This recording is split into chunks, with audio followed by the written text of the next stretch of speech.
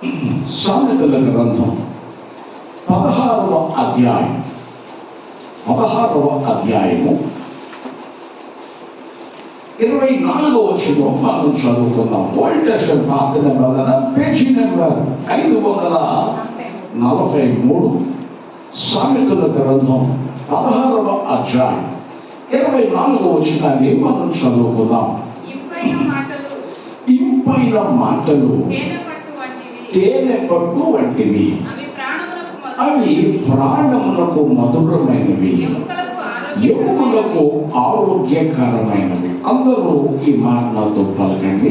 ఇంపైన మాటలు తేనె పట్టు వంటివి, అవి ప్రాణములకు మధురమైనవి, ఎముకలకు ఆరోగ్యకరమైనవి. దేవుని వాక్యాన్ని ధ్యానించదాం. సామెతల గ్రంథం రాసైన సొలొమోను రాశాడు. ఇతడు అధికారంలో ఉన్నప్పటికీ, మంచి స్థితిగతులు అతడు కలిగి ఉన్నప్పటికీ, దేవుని విషయంలో మంచి దైవజ్ఞానము కలిగిన వాడు. ఏం కలిగిన వాడు? దైవజ్ఞానముతో నింపబడిన వాడు. దేవుని దైవజ్ఞానం చేత నింపబడిన ఈ సొలొమోను శారీరకంగా మాట్లాడుకునే మాటల్ని గమనించాడు, ఆత్మీయులు మాట్లాడుకునే మాటలను గమనించాడు.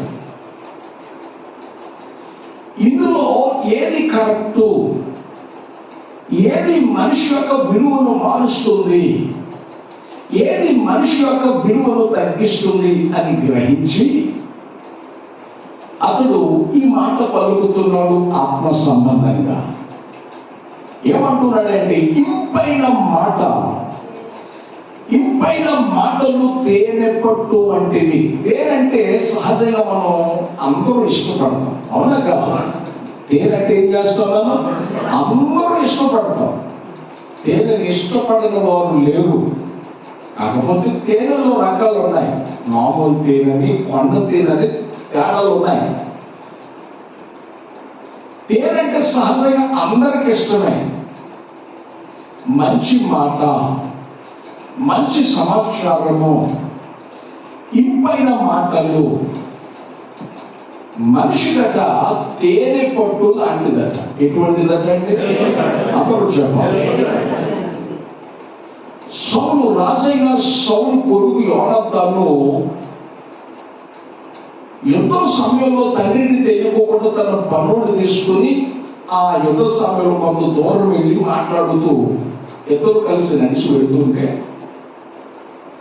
చాలా దూరం తేనె పారుతూ ఉన్నట. కాలువల తేనె ఏం చేస్తుందంటే పారుతూ ఉండే కాలువలాగా. అరే ఎంత విచిత్రం అని ఆ తేనెను చూసి ఏం చేశాడంటే, తన కత్తుతో పొడిచి కోత తీసుకొని అట్లా అని తన దాన్ని కంటించాడట.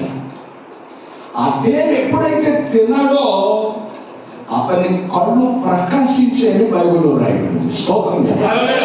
అతని కళ్ళు ఏం చేశాట? ప్రకాశించాట, వెలిగించబడ్డాయి.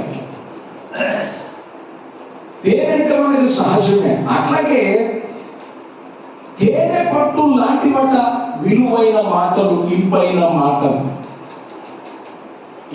మాటలు అంటే మంచి మాటలు. ఏ మాటలు అంటే? మంచి మాటలు మనిషికి విలువను తీసుకొస్తాయి. ఈ మంచి మాటలు మనిషికి ఏం కలుగజేస్తాయంటే, తన శరీర ప్రాణ ఆత్మలకు, ఎముకలకు సత్తువ శక్తిని ఇస్తాయని మనం చదివిన వాక్యములో మనం చదువుకున్నాం. అది ఒక్కసారి మీరు జ్ఞాపకం చేసుకోండి. స్తోత్రం చెప్పండి. దేవుని వాక్యం సెలవిస్తూ ఉంది. ఇంపైన మాటలు అంటే మంచి సమాచారము, మంచి మాటలు ఎముకలకు, మనిషి యొక్క శరీర ప్రాణ ఆత్మలకు, మనిషికి పుష్టినిస్తాయట, ఎముకలకు సత్తువనిస్తాయట. ఎముకలకు ఏమిస్తాయట? అందరూ చెప్పాలి. మనిషికి సత్తువ శక్తిని ఇస్తాయట. బైబిల్లో మనం చదువుకుంటే మోషే, నాయకుడైన మోషే, దైవజనుడైన మోషే ఇశ్రాయేలు 12 గోత్రాలను పిలిచి ఈ 12 గోత్రాల్లో ఉన్నటువంటి వారందరినీ, గోత్రాలు ఒకరు చొప్పున 12 మందిని బయటికి తీసి, దేవుడు మనకి పాలు తేనెలు ప్రవహించే దేశం ఇస్తానన్నాడు, ఆ కానాను దేశం ఇస్తానన్నాడు, అక్కడికి వెళ్ళండి. వెళ్ళిన మీరు ఆ ప్రాంతం మంచిదో చెడ్డదో గమనించండి, వచ్చి మాకు చెప్పండి. ఆ ప్రాంతంలో ఉన్న ఇళ్ళు ఆకలో కోటలో మాకు వచ్చి చెప్పండి. ఆ దేశంలోకి వెళ్ళిన తర్వాత మీరు ఆ దేశంలో పండ్లు మంచివో చెడ్డవో మీరు చూసి కొన్ని పండ్లు తీసుకురండి అని చెప్పాడు. అట్లాగే అక్కడికి వెళ్ళిన తర్వాత మనుషులు కూడా గమనించండి, చూడండి అని వారికి చెప్పి పంపిస్తే ఈ 12 మంది వెళ్ళి ఏం చేశారంటే అవి పాకలు కాదు కోటలని గమనించారు. అవి చెట్టును చూశారు. ఒక చెట్టును చూస్తే మరొక చెట్టు మరొక రకంగా ఉంది. మనం తినే జాకే ఎంత ఉండొచ్చు బహుశా పెద్దదైతే, కానీ అక్కడ జాకే అంటే తాటికేలా ఉందట. స్తోత్రం చెప్పండి. జాకే ఎట్లా ఉందటండి? తాటికేలా ఉందట. అక్కడ ద్రాక్ష పండు ఎట్లా ఉందంటే మన తాటి ముంజులా ఉందట ఒక ద్రాక్ష పండు. ఆ గల మోయడానికి ఏదో మునిగారికి తగిలించుకుని ఇద్దరు కలిసి మోసారు ఒక గెల. అంత సారవంతమైందట. ఈ 12 మంది చూసి వాళ్ళు సంతోషించిపోయారు, ఆలోచించిపోయారు. అయితే ఎన్ని చూసిన తర్వాత జనాలందరం చూశారు. జనాలు చూడగా కానానీయులు, యోబుసీయులు, హివ్వీయులు వీళ్ళందరినీ అక్కడ చూశారండి. ఒక్కొక్కడు 10 అడుగులు ఎత్తున్నారు. ఒక్కొక్కటి అంటున్నాడండి. అప్పుడు అందరూ చూసిన తర్వాత ఈ పండు తీసుకుని ఇక్కడ వస్తే మోషే గారు అడిగారు, ఏమయ్యా ఎట్లా ఉన్నాయంటే ఆకలి కాదు కోటలో పండు తెచ్చుకొని చూడండి, సూపర్ ప్రాంతం అని అంటే మోషే గారు షాకకు పెరిగిందట, ఫ్యాన్ పెరిగిందట. స్తోత్రం చెప్పండి. నేను గాడు పంపించాను, భలే సమాచారం చెప్పారు. మోషే గారు మురిసిపోతాడట. మురిసిపోతున్న సమయంలో మంచి దేశమే కానీ అన్నారట. అప్పుడే కూడొచ్చిందట మోషే. స్తోత్రం చెప్పండి. కానీ అని ఎప్పుడైతే మాట్లాడారో మోసలో సందేహం వచ్చేసింది, అనుమానం వచ్చేసింది. ఒక్కొక్కడు 10 అడుగులు ఎత్తున్నాడు. వీళ్ళంటారు ఇశ్రాయేలీలు, అక్కడ ఓడిని చూసాం మేము మోషే. ఒక్కొక్కడు 10 అడుగులు ఎత్తున్నాడు. వాళ్ళ ఉద్దేశం కూడా ఏదో చెప్పేస్తున్నారు. వాళ్ళ దృష్టికి మేము మెడతలా ఉన్నాం, మా దృష్టికి వాళ్ళ ఎదుటి మేము ఎట్లా ఉన్నాం? మెడతలా ఉన్నాం. అంటే వాళ్ళ ఉద్దేశం కూడా ఏదో చెప్పేస్తున్నారు. వాళ్ళ దృష్టికి మేము ఎట్లా ఉన్నాం? మెడతలా ఉన్నాం. మేము వాళ్ళ దృష్టి ఎట్లా ఉన్నాం? మెడతలా. అంటే వాళ్ళ విషయం కూడా ఏదో చెప్పేస్తున్నారు. అసలైన ప్రశ్న సిసలైన దేవం ఏడే చెప్పేసుకుంటా ఉన్నారు. కానీ అక్కడున్న ప్రజలు ఏ విధమైన భావంతో ఉన్నారో అది గమనించాలి. దయచేసి ఆ మాట మనం చదువుకుందాం. చూడండి, యెహోషువ గ్రంథం 2వ అధ్యాయం.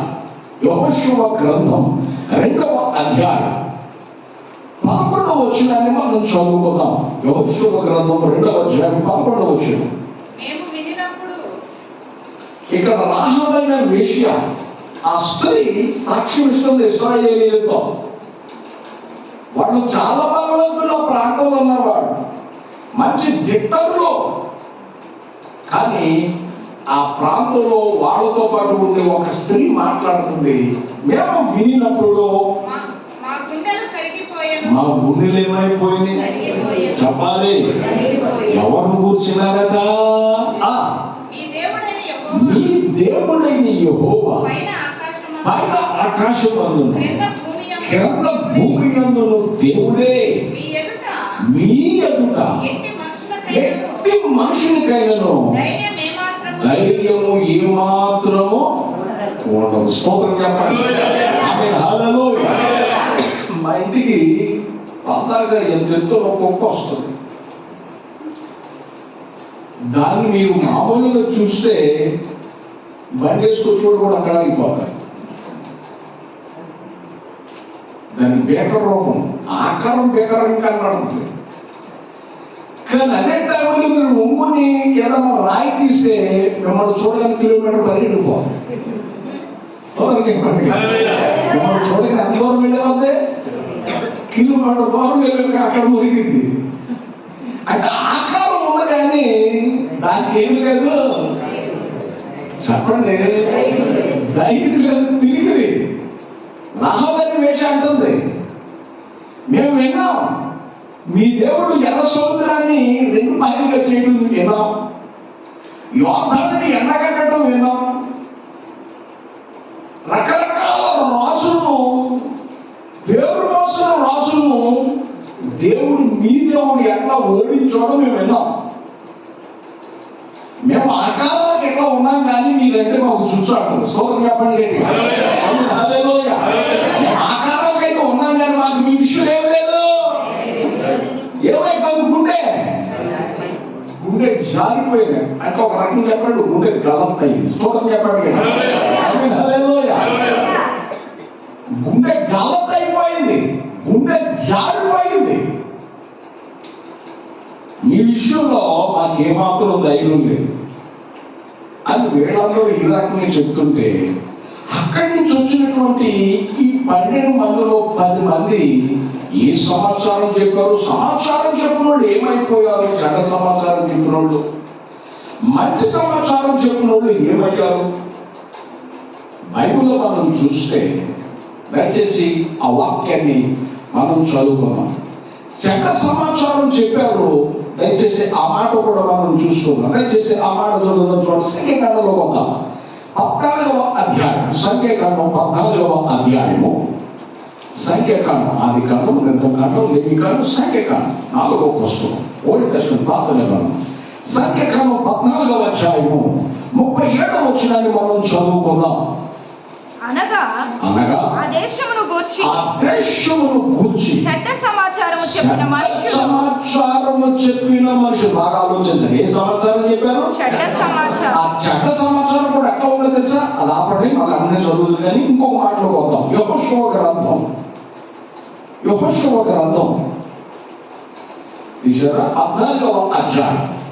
యెహోషువ గ్రంథం 14వ అధ్యాయం తీసుకున్న పేజీ నెంబర్ చెప్పండి.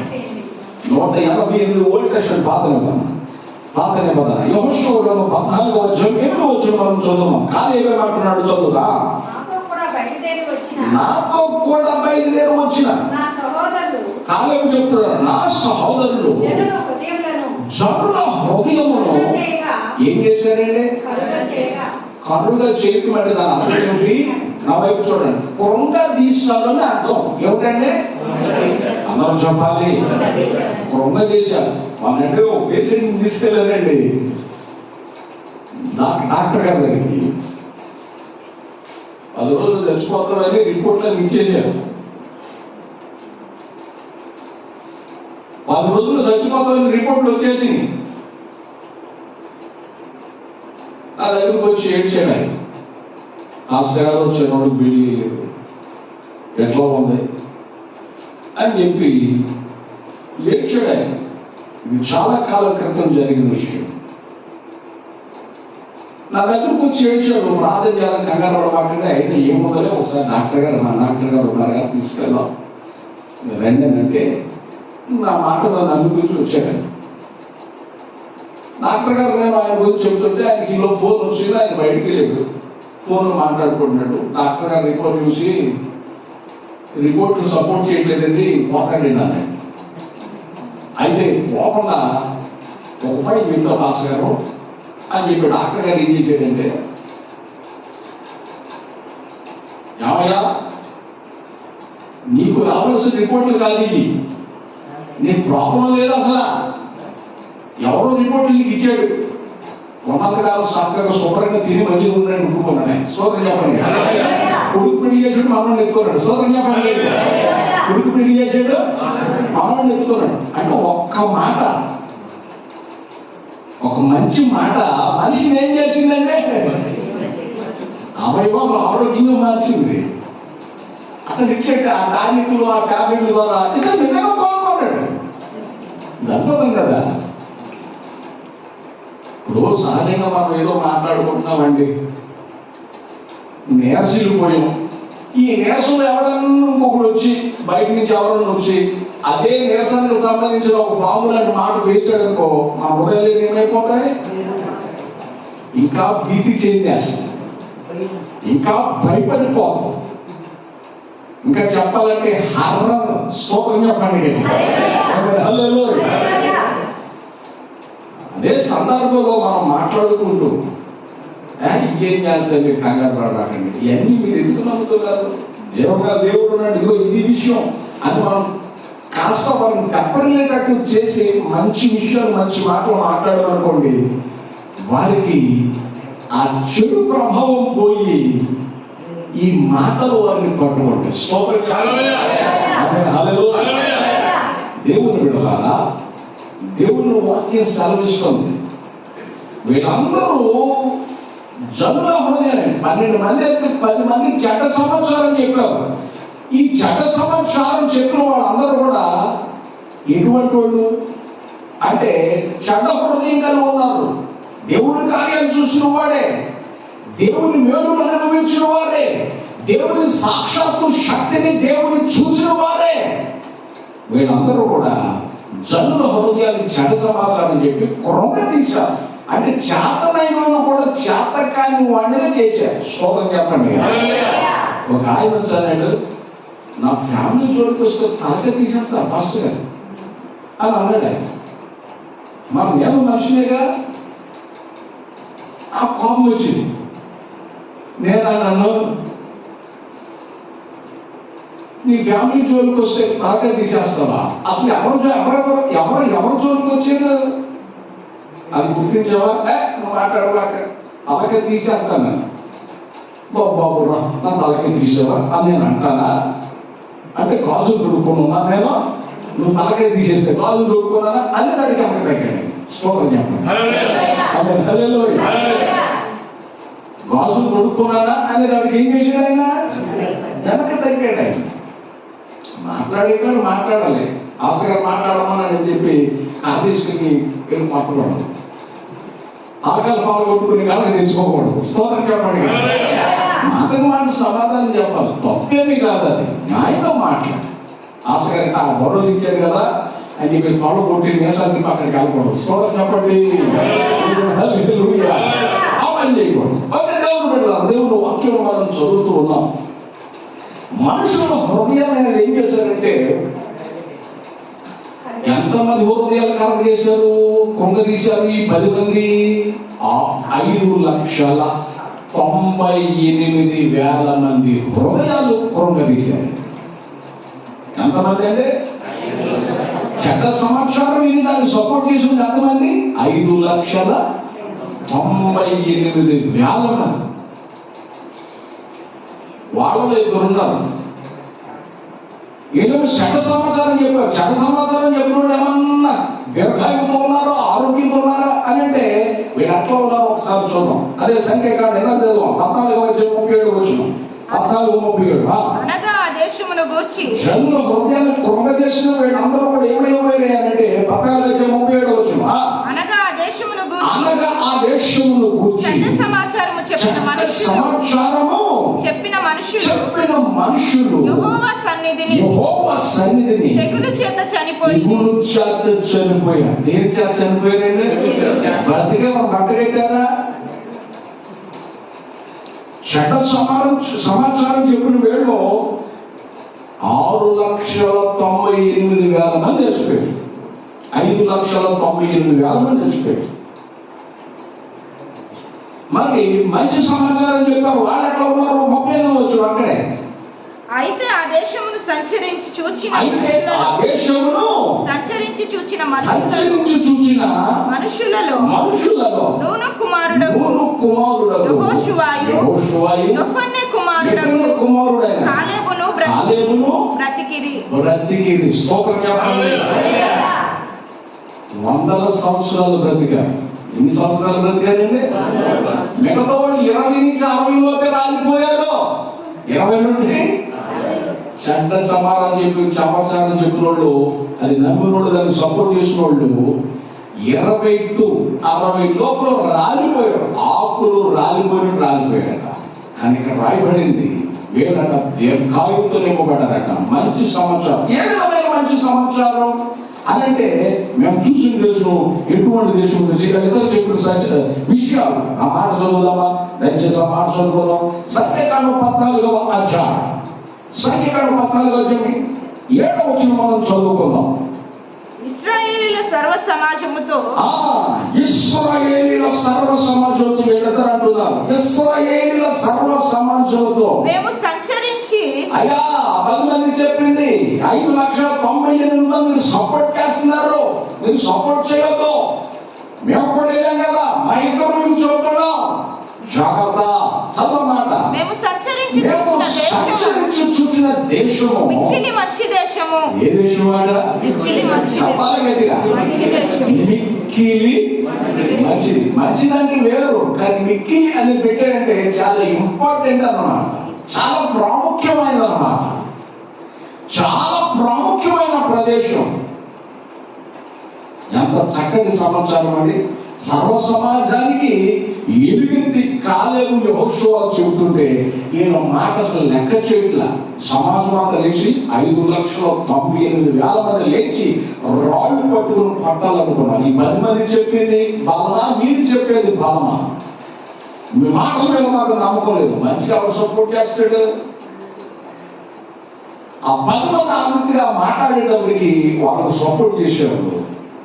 వీళ్ళందరూ రాళ్ళు పట్టుకుని 5,98,000 మంది రాళ్ళు పట్టుకుని యెహోషువని కాలేబును పట్టడానికి చూసినప్పుడు దేవుని మహిమ వారికి కనబడిందట. స్తోత్రం చెప్పాలి. ఎవరి మహిమ కనబడింది? అందరూ చెప్పాలి. దేవుని మహిమ వారికి కనబడినప్పుడు అండి, వారు రాళ్ళు పట్టుకున్న వాళ్ళల్లా పారేసి మోకరించారట. స్తోత్రం చెప్పాలి. ఏం చేశారు? వాళ్ళు మోకరించారు. చూశారు దేవుని వాక్యం సెలవిస్తూ ఉంది. మంచి చెప్పిన వాడికి సమాజం సపోర్ట్ చేయకపోవచ్చు, లోకంలో వారు ఎవరు సపోర్ట్ చేయకపోవచ్చు, కానీ దేవుడు కాలేబు యెహోషువకి సపోర్ట్ చేశారు. స్తోత్రం చెప్పాలి.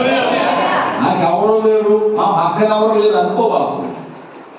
నువ్వు నమ్మిన దేవుడు ఉన్నాడు. ఆయన శాతకాని వాడు కాడు, అన్ని శాతనైన వాడు. అసాధ్యాలు సుసాధ్యాలుగా చేయగలిగిన వాడు ఆయన. ఆయన ఏదైనా చేయడానికి శక్తివంతుడు, సమర్థుడు. ఆయన అన్నిటికీ చాలిన వాడు. ఆయన స్తోత్రం చెప్పాలి. అన్నిటికీ చాలిన వాడు. నాకు నా ఇంట్లో ఎవరు లేరు, మా కుల పళ్ళు ఎవరు మాకు లేరు, మా బంధువులు ఎవరు మాకు సపోర్ట్ చేయట్లేదు నువ్వు అనుకుంటున్నావేమో. అవన్నీ తాత్కాలికం. ఈ లోకం ఎటువంటి దగ్గర పెడితే పెట్టుకోవడం, పెట్టకపోతే చౌపడుతుంది లోకం. లోకంతో పొత్తు పెట్టుకోవద్దు, దేవునితో పొత్తు పెట్టుకో. నీ కష్టాల్లో నీతో ఉంటాడు ఆయన. స్తోత్రం చెప్పండి. నీ కష్టాలు ఏం చేస్తాడు ఆయన? నీతో ఉండి తీరుతాడు. దేవుని మీద దేవుని వాక్యం సెలవిస్తూ ఉంది. యెహోషువ కాలేబు పక్షాన దేవుడు లేచి మంచి సమాచారం చెప్పిన వాళ్ళకి దేవుడు సపోర్ట్ చేశాడు. నేను అడుగుతున్నాను, నీకు దేవుని సపోర్ట్ కావాలా, మనుషులు సపోర్ట్ కావాలా? అందరూ చెప్పాలి. దేవుని సపోర్ట్ కావాలనుకున్నప్పుడు ప్రతి పరిస్థితుల్లో దేవుని వైపే చూడు. ఎవరి వైపు చూడాలి? ప్రతి పరిస్థితుల్లో నీవు దేవుని వైపు చూడు. కీర్తనకారుడు అంటాడు, ఆకాశమందు నీవు తప్ప నాకెవరు, నీవు నా ఉండగా లోకములో ఏది నాకు అక్కర్లేదని కీర్తనకారుడు మాట్లాడతాడు. నేను కమలెత్తుచున్నాను, నాకు సహాయం ఎక్కడి నుంచి వచ్చును? యెహోవా వలననే నాకు సహాయం కలుగును. దేవుని తట్టు నువ్వు చూడగలిగితే ఆయన భూమి ఆకాశం సృజించిన దేవుడు, సమస్తం భూమిలో నుండి నీ కొరకు ఏదైనా చేయగలిగిన వాడు, ఆకాశంలో నుండి నీ కొరకు ఏదైనా చేయగలిగిన వాడు. లేఖనం సెలవిస్తుంది దేవుని బిడ్డ,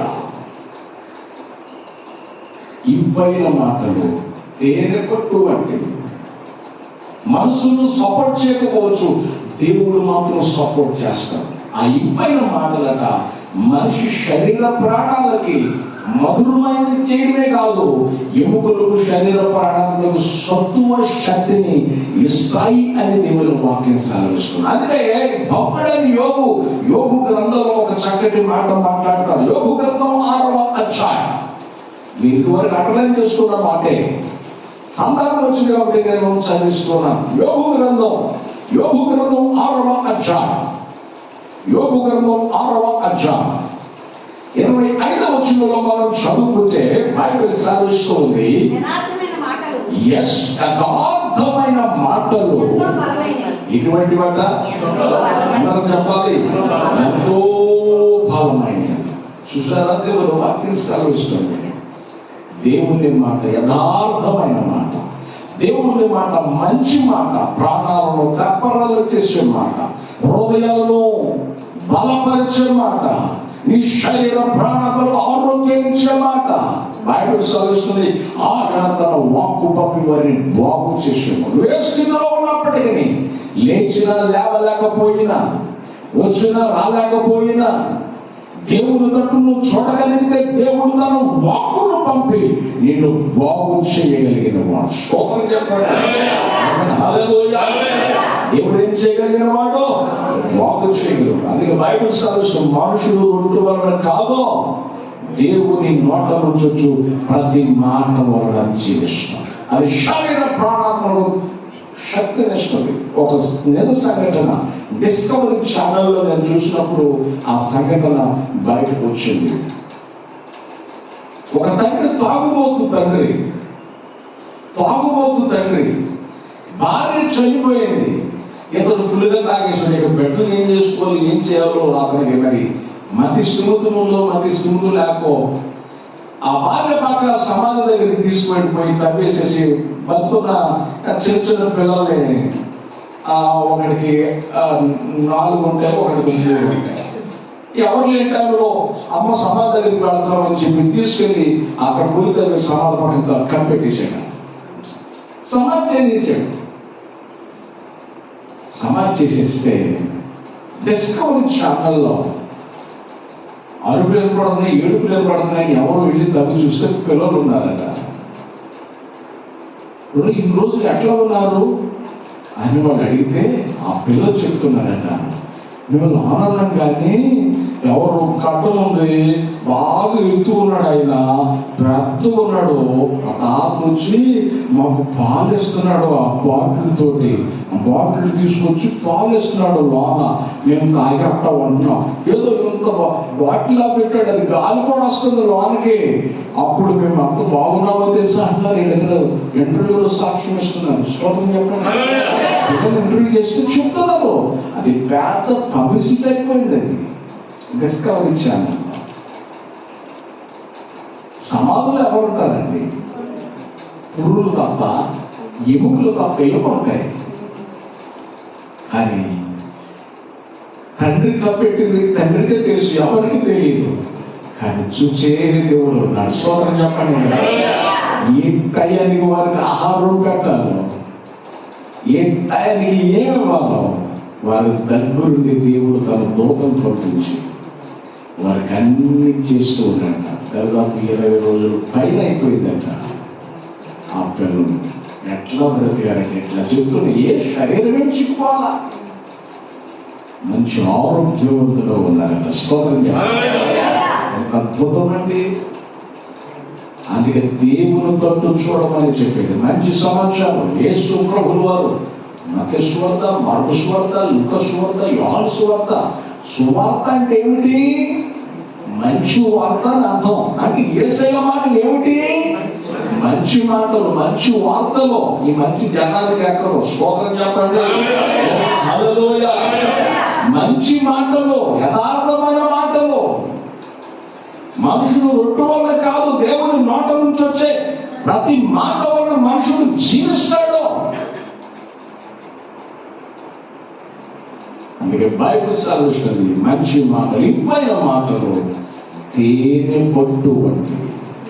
తేనెని అందరూ ఇష్టపడతారు. అందుకే బైబిల్ సెలవిస్తుంది, దేవుని వాక్యం కూడా తేనె కంటేనో జుట్టుతేనే దాళ్ళ కంటేనో దేవుని వాక్యం మధురమైంది. ఇది నీకు తెలిస్తేనే దాన్ని చదవగలవు, రీచార్జ్ చేయగలవు. ప్రతి వచనంలో దేవుని శక్తి ఇవ్వడం. బైబిల్ అంటే దేవుని మనసు. వాక్యాన్ని చదువుతుంటే నీ శరీర ప్రాణాలను ఉత్తేజపరుస్తాడు ఆయన. స్తోత్రం చెప్పండి. హల్లెలూయా. నీ శరీర ప్రాణాలను ఏం చేస్తాడు ఆయన? ఉత్తేజపరిచే దేవుడు. బైబిల్ చదువుతున్నారు, చదవండి. అక్షరార్థంగా చదివితే నీకేం అర్థం కాదు. ఆత్మ సంబంధంగా నువ్వు చదివితే, నీ మనోనేత్రాలు వెలిగించబడితే ప్రతి మాట దగ్గర కన్నీరు కాలుస్తాడు. దేవుడు ఎంత మంచివాడా! మంచిని మంచిగా రాశాడు, చెడును చెడుగా రాశాడు. వాడు అట్ట చేశాడు, వీడు ఎట్టా చేశాడు, మాట ఉండదని చెప్పాడు. స్తోత్రం చెప్పండి. అక్షరార్థంగా నువ్వు చదివితే నీకేం అర్థం కాదు. ఆత్మీయంగా నువ్వు చదివితే నువ్వు దీవించబడతావు. నీ స్పిరిచువల్ లైఫ్ దీవించబడుతుంది. వ్యక్తిగతంగా నీవు, నీ కుటుంబం కూడా వర్ధేలుతుంది. దేవుని వాక్యానికి ఆ శక్తి ఉంది. దేవుడు మాత్రమే మన స్థితిగతులను మార్చగలిగిన. అది దేవుని విడాలా, దేవుని వాక్యాలు మనం చదువుకుంటున్నాం. ఇంపైన మాటలు తేనె పట్టు వంటివి, అవి ప్రాణములకు మధురమైనవి, ఎముకలకు ఆరోగ్యకరమైనవి. ఇటు మాటలను మనం విందాం, ఇటు వాక్యాన్ని మనం చదువుదాం, ఇటు సమాచారాన్ని ప్రజలకు తెలియజేద్దాం. యేసు ప్రభువు వారు 2000 సంవత్సరాల క్రితం వచ్చి యేసు ప్రభువు వారు ఇవే చెప్పారు. ఆయన విన్న ప్రతి వారి జీవితాలు వెలిగించబడ్డాయి. వినలేని వారందరూ కూడా నరకం పాలైపోయారు. వినలేని వారందరూ కూడా నాశనం అయిపోయారు. ఈ జనన మరణాల మధ్యలో యేసయ్య మాట ఎటువంటిదో నువ్వు గుర్తించి భూమి మీద ఉండగానే నిత్య జీవం కొరకు ప్రయత్నించు. నీవు, నీ కుటుంబము ఆరోగ్యకరంగా ఉండు. దేవుని మాటలు దీవించును గాక. ప్రార్థన